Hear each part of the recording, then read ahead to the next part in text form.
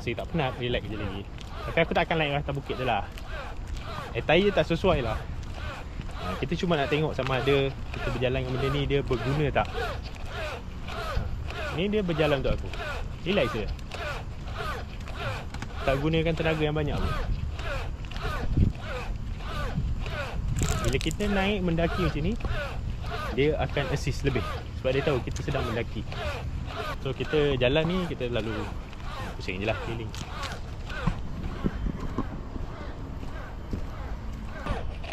Okay, so kita dah hampir pusing. Satu route je lah, route basic je lah, route biasa je lah kan, yang mudah lah untuk aku jalan. Sebab tayar tak sesuai kan. So buat apa, challenge yang berlebih lah. Jadi so far so good lah. Pakai kaki ni dia, aku tak ada rasa penat pun ni. Badan pun tak ada mengah pun lah. Sebab dia jalan sendiri ni. Dia jalan sendiri. Remah dia jalan sendiri. Aku hanya biar dia jalan je. Macam angkat kaki sikit je. Lebih kurang dalam 30% agaknya effort aku nak turun. Ni dia turun bukit. Okay, ni dia macam turun curam sikit lah. Turun bukit lah, tapi tak berapa curam.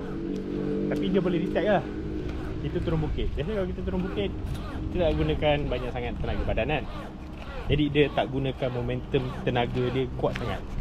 Jadi dia slow steady je, relax je. Dia tahu kita boleh turun bukit, tak ada masalah. Dia assist sikit je sebab dia jadi slow. Bunyi dia tak kuat. Sebab dia tahu kita tengah turun bukit. Tadi naik bukit dia kuat kan. Dia assist lah. Tapi biasa turun bukit memang tak penat kan.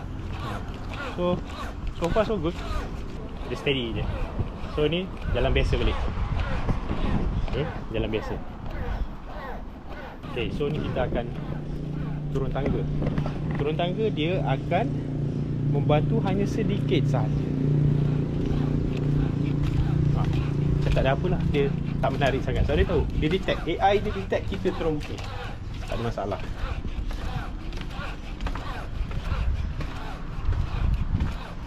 Kita akan sampai dekat sikit bahagian bawah.